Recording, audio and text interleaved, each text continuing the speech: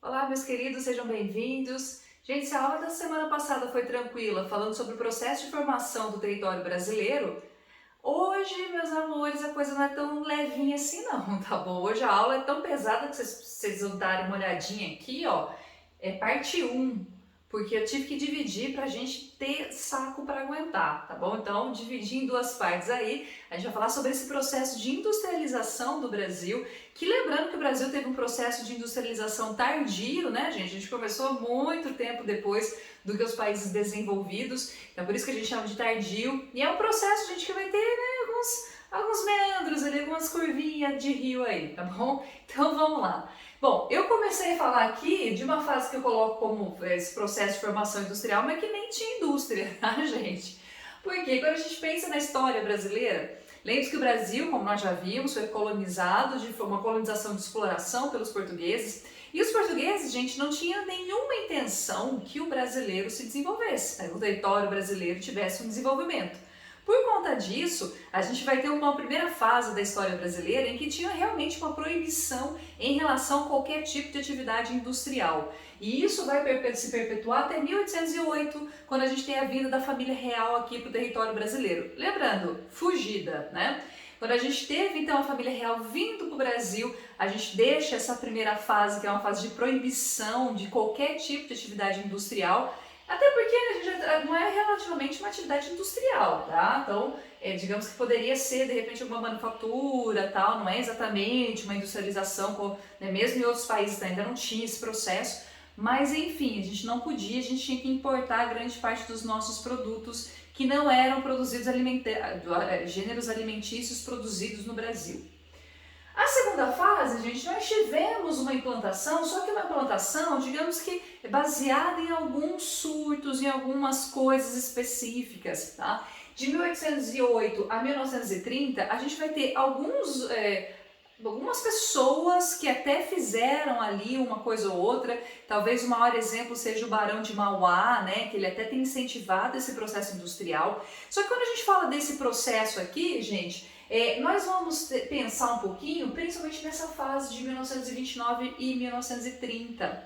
Vamos ver, e aí pensando um estado especificamente, tá, gente? Eu não estou nem falando do Brasil inteiro, estou falando do estado de São Paulo. O estado de São Paulo, gente, lembre-se que a gente já tinha uma produção agrícola muito grande, tá? A gente teve principalmente no finalzinho do século XIX, a gente começa a ter uma produção cafeeira no Brasil, no Brasil sim, mas no estado de São Paulo de uma maneira muito forte, tá? Então aqui a gente vai ter essa grande produção, e na história brasileira, gente, até esse período aqui, a gente pode até dizer hoje também, mas a gente tinha uma forte potência desses setores agrícolas, né? Inclusive eles formavam uma espécie de oligarquia, ou seja, grandes grupos que meio que retinham todo o poder político e econômico do Brasil. Vocês devem se lembrar que a gente por um tempo teve a República do Café com Leite, né? Que a gente tinha produtores ou de Minas ou do estado de São Paulo que estavam se revezando ali na presidência do Brasil. Então isso para mostrar como essas oligarquias, elas tinham grande poder político e econômico do território brasileiro. Acontece, gente, que principalmente o café, a partir de 1929 a gente teve a quebra da Bolsa de Valores de Nova York, e isso faz com que principalmente produtos conhecidos como commodities, né, produtos com baixo valor agregado, entrassem em queda muito grande no mercado internacional, e aí entra o café brasileiro, tá? E vai entrar também esse processo do café aqui no Brasil, que acaba tendo também uma grande desvantagem. O café, gente, como ele era produzido em todo o estado de São Paulo praticamente, a gente tinha alguns inconvenientes, porque esse café brasileiro, ele não era para o território brasileiro, tá? Até porque a gente produz muito até hoje, né? Não dá para só o mercado brasileiro absorver esse café ou beber esse café. Então a gente produz para exportação. Pensem que aqui, olha, como ele começa a ser produzido lá em meados de 1830, 1850, que você começa a ter realmente uma forte produção em todo o estado de São Paulo, gente, No começo era muito difícil você conseguir transportar esse café e levar ele para exportação, porque imagine que você está produzindo aí em Limeira, ou você está produzindo, sei lá, em Conchal, você está produzindo em Mojimirim, né? Todos os lugares que produziam café ali, e você tem que levar, num período que você não tem estrada, que você não tem rodovia, que você não tem caminhão, você tem que levar para Santos, porque era de Santos que saía todo o produto de exportação aqui do Brasil. Então esse processo, gente, era um processo muito difícil, muito dispendioso. Tradicionalmente era feito com mulas, sim, mulas, e os escravos que iam comandando e levando essas mulas junto com, obviamente, né, outros funcionários também. Mas aí quem fazia esse processo, realmente era um processo que demorava muito tempo. Você imagina uma mula, né, saindo de Limeira até chegar a Santos, uma mula. Então realmente era um processo lento, dispendioso, custoso, né? Por conta disso, os produtores de café do estado de São Paulo, gente, fizeram uma coisa que nenhum outro produtor fez.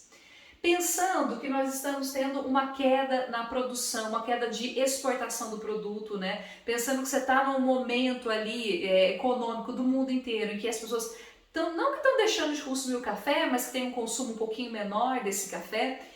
Os cafeicultores, gente, do estado de São Paulo começaram a tomar atitudes, mesmo antes de 1930, tá? Eles começaram a tomar essas atitudes muito inteligentes. Porque eles começaram, gente, a eles próprios a fazer investimentos em infraestrutura, principalmente do transporte. A partir desse momento, eles começam a investir do bolso deles. Eles fazem como uma espécie de, como se fosse uma grande vacona, né? Uma vaquinha grande assim entre os produtores, e começam a investir em ferrovias. Depois a gente vai ver que não tem só o capital privado, a gente também vai ter o capital estatal, quer dizer, o governo brasileiro também vai investir nisso. E aí a gente começa a construir ferrovias, tá? Muitas dessas ferrovias são fundadas muito antes de 1930, mas vai ter a mão muito forte dessa cafeicultura aqui do estado de São Paulo. Gente, se você tem ferrovias, essas ferrovias elas facilitam o transporte, ela deixa esse transporte muito mais ágil, muito mais rápido, muito mais barato, inclusive a longo prazo, né? É um investimento caro, mas depois a longo prazo vai te trazer uma série de vantagens. E com isso, esses cafeicultores, eles começam a ter uma coisa que a gente vai chamar de acumulação primitiva. Isso aqui vem do Marx, hein? Karl Marx, cuidado, hein? Olha o comunismo. Essa acumulação primitiva nada mais é do que um dinheiro que você meio que tem antes de depois ter uma acumulação industrial, tá? Digamos que você tiver uma poupança para poder investir nas indústrias. Se você pega toda a revolução industrial lá na Europa, ela vai acontecer porque antes os europeus tiveram essa acumulação primitiva a partir das grandes navegações, das cruzadas, e conseguiram, né, guardar esse dinheiro e investir nesse processo de industrialização. Aqui no estado de São Paulo foi semelhante, tá? Só que quem possibilita isso vai ser a construção dessas ferrovias, essa acumulação de capital, e isso faz com que esses cafeicultores comecem a investir também em pequenas indústrias. Bom, não é só isso, tá? Esse não é o único fator importante para esse pequeno surto industrial, ou grande, acho que nem pode chamar de pequeno, né? Surto industrial que a gente teve no estado de São Paulo. Uma outra condição também importante, gente, vai ser a questão da imigração. Lembre-se que a partir do final ali do século XIX, quando a gente tem, enfim, a abolição da escravidão aqui no Brasil, a substituição da mão de obra agrícola primeiro vai ser feita por esses imigrantes. Só que muitos dos imigrantes que vieram para o Brasil não foram trabalhar nas lavouras, tá? Muitos imigrantes ficaram na cidade de São Paulo, gente, e se transformaram em mão de obra para trabalhar nas pequenas indústrias que vão surgindo na cidade de São Paulo. Mesmo no interior, tá, gente? No interior do estado de São Paulo também, como a gente tem um desenvolvimento ali de pequenas cidades, a gente vai ter uma outra indústria, às vezes num setor de comida, no setor alimentício, tá? Rio de Janeiro vai passar por coisas semelhantes, tá bom? Ele que não tem esse processo tão grande quanto São Paulo, mas ele também vai ter esses pequenos surtos, e isso vai facilitar para que a gente tivesse, gente, uma grande concentração industrial em São Paulo, tá bom? Então vejam que São Paulo, antes do restante do Brasil, já apresentava um surto industrial. Ainda não era uma industrialização, mas a gente já tinha sim um surto industrial. E isso faz com que São Paulo seja então um território diferente, um estado diferente dos outros. Pois muito bem, gente. A partir de 1930, a história brasileira também vai trazer à tona uma figura que, assim, tem muitos que vão chamar de pai dos pobres, tá? Que talvez hoje em dia não seja mais ele, talvez seja o Lula, né, que as outras pessoas vão chamar, vão falar que vai ser o Lula, sei lá. A gente vai dizer que, muitos vão dizer que esse foi talvez um dos melhores presidentes que o Brasil já teve. Não sei também se isso chega a ser uma verdade. Mas o governo Vargas, gente, o Getúlio Vargas, ele realmente é uma figura incrível da história brasileira, tá bom? A gente pode ter várias críticas, mas ele realmente teve um papel fundamental nesse processo de desenvolvimento que nós tivemos no país. Gente, o Vargas, primeiro que ele rompe, né, essa estrutura aqui do café com leite, tá bom? Ele é o primeiro presidente que não estava aí nesse eixo café com leite, né, Minas Gerais e São Paulo, ele era gaúcho. E o Vargas, gente, ele vai ter uma postura bem diferente em relação aos outros presidentes.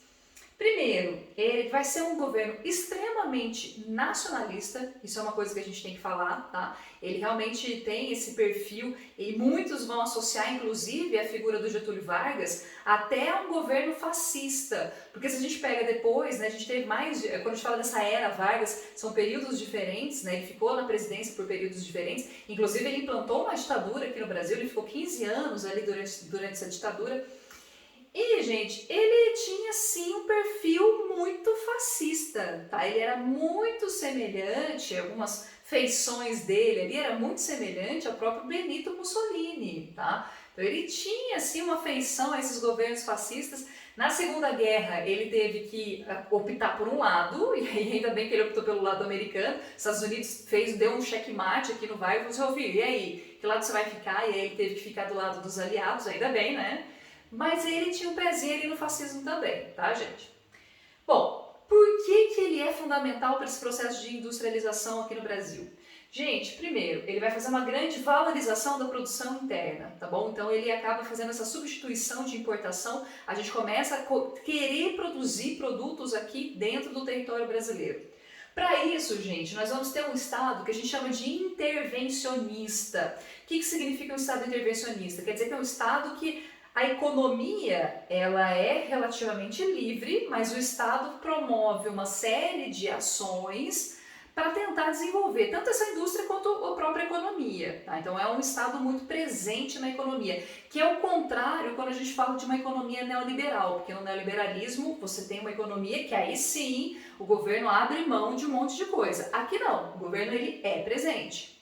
Tanto é presente, gente, que esse Estado intervencionista ele começa a construção de uma série de empresas que são empresas estatais, ou seja, que pertencem ao Estado e que começam a tomar conta de setores estratégicos da economia, como por exemplo a geração de energia. A gente vai ter empresas estatais tomando conta disso, a gente começa a ter empresas estatais tomando conta dessa indústria de base. O que é uma indústria de base? Gente, a indústria de base ela produz produtos que serão utilizados nas outras indústrias. Então vamos pegar uma indústria que é uma indústria de carro, né? Uma indústria automobilística. Ela precisa, por exemplo, de ferro, de chapas de aço para funcionar. Ela em si não vai produzir as chapas de aço, ela tem que comprar de alguém. Ela compra de quem? Na indústria de base. Então, a indústria de base ela produz os produtos que serão utilizados em outras indústrias. Então aqui cabe a metalurgia, a siderurgia, a petroquímica posteriormente, tá? Então são essas indústrias que transformam algum produto, uma matéria-prima, em coisas que não são as pessoas normais que vão comprar, e sim outras empresas, tá? Quase todas as empresas, gente, se não todas elas, eram do Estado, pertenciam ao Estado, tá? E se engana quem fala que essas indústrias não eram valiosas, muito pelo contrário. Algumas delas geravam, sim, muito lucro para a economia brasileira. Nós vamos ter um investimento grande em infraestrutura, mas eu falo assim, grande porque pensa que nós estamos no momento de pouquíssimo investimento, né, gente? O Brasil, apesar de ter uma dimensão continental, a gente quase não tinha investimento, por exemplo, em estradas, sejam elas ferrovias ou rodovias, mesmo se você pensar na questão da energia, né? Enfim, todas essas coisas básicas para uma população, você começa a ter um investimento maior, mais ostensivo na era Vargas. Também vai ser na era Vargas, gente, que nós começamos a ter as leis trabalhistas. Então, a partir desse momento, a gente começa a ter leis, porque aqui no Brasil era terra sem lei em relação ao trabalho, tá bom? Você tinha realmente, né, as pessoas pagando salários da forma como queriam, você não tinha, por exemplo, licença maternidade, férias, 13º. Então, isso só se cria no governo Vargas. Se engana, gente, quem acha que isso é uma coisa ruim, tá? Essas leis trabalhistas, elas são fundamentais também para o desenvolvimento dos países. Porque se você não tem lei trabalhista nenhuma, se você não tem, por exemplo, uma lei de salário mínimo, se você não estabelece um teto de salário mínimo, a indústria, pagando o que quer, pode ser que de repente ela construa uma população que é tão pobre, que não tem, recebe nem o mínimo para a sua sobrevivência, que também não consegue consumir. Então vejam, gente, é importante você ter uma população que tenha uma certa estabilidade econômica, ainda que não seja tão grande, mas que receba uma certa quantidade de salário, porque essa população ela também vai consumir, tá bom? Ela também tem que comprar. Então você tem que estabelecer também uma população que não seja tão pobre. Por isso que é importante as leis trabalhistas, tá? É gozado que hoje em dia eles pintam essas leis trabalhistas como se fossem grandes vilãs da economia. Não são. Na verdade, ela garante também que você tenha trabalhadores em condições de consumir, não só produtos, como também serviços, tá certo? Muito bem, vocês viram que eu não entrei na questão histórica do Vargas, tá, gente? Eu não entrei nas questões políticas dele, porque realmente tem ali uns pepino grande, tá bom? Nós não vamos falar sobre isso, porque não cabe nem a mim, cabe aos professores de história de vocês. Por isso, eu vou pular da era Vargas, lembre-se que ele, né, deu um tiro e tal, aquela coisa toda, e a gente vai para a era JK. Já que a gente está falando de industrialização, a gente tem que falar do JK e a sua importância. Gente, veja bem, olha, vamos dizer que São Paulo, ele constrói, digamos que uma base para sua concentração industrial. E o Vargas, ele consegue fazer como se fosse ali um alicerce para que esse surto industrial aqui se transforme de fato num processo de industrialização. É como se o Vargas, gente, ele tivesse dado os primeiros passos, tá? Ele construiu realmente o alicerce, ele fez a base para que depois, a partir de 1956, a gente tivesse de fato uma coisa que você pode chamar de processo de industrialização, tá bom? Aqui a gente já tinha esse processo, é como se estivesse caminhando, tá, gente? É como se fosse realmente uma coisa ali que não vai ser uma data específica, não, aqui começa a industrialização brasileira. É um processo que vai sendo feito e que inicia-se no Vargas e depois ganha força mesmo com o JK. O JK, gente, é outro também que muitas pessoas vão afirmar que foi um grande presidente, inclusive eu também acho que ele teve seus méritos, muitos méritos inclusive, mas também muitos erros, tá bom? A gente teve um governo aí que teve sim alguns problemas até estratégicos, tá? Que eu não sei se foram tão benéficos assim, mas que trouxe uma série de vantagens. Parece uma coisa meio contraditória, a professora falando, né? Não chega logo no que você acha, professora? Oh, meu Deus! Gente, aqui nós vamos ter o famoso nacional desenvolvimentismo. Era essa ideia de que você tinha que criar, sim, mecanismos para desenvolver o território brasileiro a todo custo. Tanto é que um dos lemas do JK era desenvolver 50 anos em 5. É você desenvolver o Brasil, né, andar 50 anos apenas em 5, que era no seu mandato. O governo de JK, gente, para ele ter esse pensamento de você tem que desenvolver, você tem que construir uma base industrial, você tem que ter um processo de industrialização.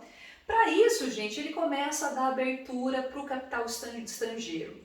Veja bem, se aqui o Vargas ele vai ter principalmente indústrias de base surgindo, né, siderurgia nacional, não sei o quê, a Petrobras também vai surgir aqui, apesar dele ter ele criou essas indústrias de base estatal, já o JK ele mantém essas indústrias estatais, porém ele incentiva também o desenvolvimento de indústria de bens de consumo, só que todas de capital estrangeiro. Tá? Então aqui a gente vai ter capital privado estrangeiro principalmente. E a partir desse momento começa a chegar então no Brasil essas várias multinacionais aqui. Então a partir desse momento chega a Ford, chega a GM, tá? Então ali abre as portas do território brasileiro, não só para essas indústrias de base estatais, mas sim para as grandes multinacionais. E aí elas começam a vir bastante para o território brasileiro, tá bom? Outra coisa que também é característica forte do governo do JK vai ser esse plano de metas. Ele tinha, né, todo um plano de metas, eram 5 setores estratégicos da economia que ele queria, da economia só não, né, da sociedade brasileira, que ele queria desenvolver, entre eles a educação, saúde e também, gente, até botei aqui, ó, que é esse modelo rodoviário, o JK ele queria construir rodovias. Até porque a maior parte das empresas multinacionais que vieram para o Brasil era justamente do setor automotivo. Só que ninguém vai comprar um carro se você não tem lugar para andar com esse carro, né? Meio óbvio isso. E aí o JK, gente, ele vai fazer uma opção por fazer um grande investimento em infraestrutura. A gente vai ter realmente muitos investimentos em vários setores de infraestrutura brasileira e entre eles rodovias. O JK ele vai desenvolver muito esse setor rodoviário aqui no Brasil. Ele escolhe como grande transporte no Brasil, como grande modelo de transporte aqui no Brasil, o modelo rodoviário. Isso é uma coisa, gente, muito discutido, né? A gente sabe atualmente que num país continental como o Brasil, se fazer uma escolha como essa, gerou uma série de impactos, tá? O Brasil, hoje em dia, ele tem um dos transportes mais caros do mundo. E é um transporte, vamos pensar que o rodoviário é um tipo de transporte que ele não é tão eficiente, que ele é caro, que ele é, além de demorado, ele também causa muito custo ambiental. Então, a escolha pelo setor rodoviário realmente é uma das coisas que, né, a gente pode discutir bastante em relação ao JK. Bom, o plano de metas foi interessante, a gente teve sim desenvolvimento de vários setores, tá, gente, da educação brasileira, da educação só não, da saúde, né, dos setores importantes do Brasil aqui, teve um investimento, ele cria, inclusive, ele tenta fazer uma espécie de unificação das regiões brasileiras, desenvolver também as regiões brasileiras, criando secretarias de desenvolvimento, tal, SUDENE. Ele cria algumas coisas para tentar desenvolver o território brasileiro como um todo, coisa que o Vargas, por exemplo, não consegue fazer. E uma das coisas também que ele faz, gente, que, né, é um marco do seu governo, é a construção de Brasília. Por que ele escolheu construir Brasília naquele cafundó do Judas? Primeiro, gente, primeiro motivo, é muito melhor estrategicamente você não ter a capital do seu país numa cidade litorânea. Por que não? Porque numa cidade litorânea é muito mais fácil para você atacar, tá? Tanto com navios, submarinos depois, né, década de 50 a gente já tem submarinos aí, então era muito mais fácil de você fazer um ataque numa capital quando ela se encontra na área litorânea, e antes de Brasília era Rio de Janeiro. Então por isso que é melhor você levar a capital para uma região mais distante. Mas por que tão distante? Por que tão longe? Porque, gente, ele achava que isso ia ajudar a desenvolver a região do Centro-Oeste, que realmente era um grande vazio demográfico brasileiro, né? A gente praticamente não tinha cidades, você não tinha mesmo agricultura, muito pobre ali nesse Centro-Oeste, então ele opta por fazer, né, essa localização, a construção de Brasília lá longe mesmo, tá bom? Da onde é hoje. E, né, Brasília, complicado Brasília, né, gente? Olha, se ele constrói rodovias, se ele constrói Brasília, se ele tem esse plano de meta, então ele faz uma série de investimentos. Gente, quando eu falo investimento é dinheiro, tá? E dinheiro você tem que tirar de algum lugar, né? De onde você está tirando dinheiro? Vem do nada? O dinheiro vai cair do céu? As indústrias brasileiras rendiam tanto assim, né? A gente conseguia ter digamos que, pagamento de impostos que gerasse lucro tão grande para o Estado brasileiro? Não, tá? Não tínhamos. Se você está investindo milhões ou até bilhões, você tem que tirar esse dinheiro de algum lugar e a gente não tinha receita suficiente para isso. Se você não tem receita e você está investindo, de onde você tirou o dinheiro? Significa que você emprestou o dinheiro. Gente, a partir desse momento o Brasil ele começa numa coisa assim terrível, tá? Que vai perdurar aí por umas boas décadas, que é a questão da dívida externa. A gente vai ter que emprestar dinheiro de outros países para conseguir fazer esse investimento. Tinha solução? Não. Não tinha solução também, tá? Se você não tem como investir e você quer desenvolver, você vai pegar empréstimos. O problema é que esses empréstimos, às vezes internacionais, eles ganham um volume tão grande, né? Os juros são altíssimos, que isso se transforma numa bola de neve e que depois vai ser intensificado pelo período militar, tá bom? Então, esse governo do JK foi realmente muito interessante, conseguimos de fato ter um processo de industrialização cheio de problemas, sem planejamento, né? Cheio de probleminhas, porém a gente conseguiu. As consequências disso: tivemos um processo de inflação muito grande, até várias cidades brasileiras, inclusive, que aumenta a desigualdade, porque as pessoas elas não conseguem comprar coisas, a inflação realmente virou um problema sério. A dívida externa brasileira, ela vai, né, crescendo de forma galopante, assim, foi muito preocupante e que depois até piora. Nós vamos ter uma concentração industrial. Ah, mas isso não é uma coisa boa, professora? A gente, né, tem mais indústria, isso não é uma coisa positiva? Seria positivo se a gente tivesse indústria, gente, quase todo o território brasileiro e não concentrado em algumas áreas. Veja que até 1960, 70 praticamente, até 90, vamos colocar, as indústrias ainda estavam concentradas só em 3 estados, que é São Paulo, Minas Gerais e Rio de Janeiro. Depois é que a gente começa um processo de desconcentração. Só que isso no começo aqui é negativo, porque outros lugares do Brasil, outras áreas territoriais do Brasil, ficaram meio abandonadas sim, tá? Então essa concentração, a priori, ela não é uma coisa positiva. E êxodo rural, porque as cidades brasileiras, e isso aí depois é tema de uma outra aula, a gente começa a ter o desenvolvimento das cidades brasileiras, essas cidades brasileiras começam então a ganhar cada vez mais o volume, principalmente as da região sudeste, e aí é um processo de urbanização que não vai ser muito bom não, tá gente? Processo de urbanização cheio de probleminhas, mas como eu disse, a gente vê em outras aulas. Semana que vem a gente termina, tá? A gente faz a parte 2, e aí a gente vai falar umas coisas bem complicadas, como por exemplo, ditadura militar, tá? Que só quem quer ditadura militar hoje no Brasil é quem é burro, tá bom, gente? Eu já falo na cara mesmo que tem que ser burro para falar que é a volta da ditadura militar, tá bom? Falamos mais sobre isso semana que vem. Eu me irrito semana que vem, tá bom? Hoje estou de boa, tranquila, na paz. Amores, muito obrigado pela atenção de vocês. Qualquer dúvida, vocês sabem que pode falar comigo e a gente se vê no próximo vídeo. Tchau, tchau!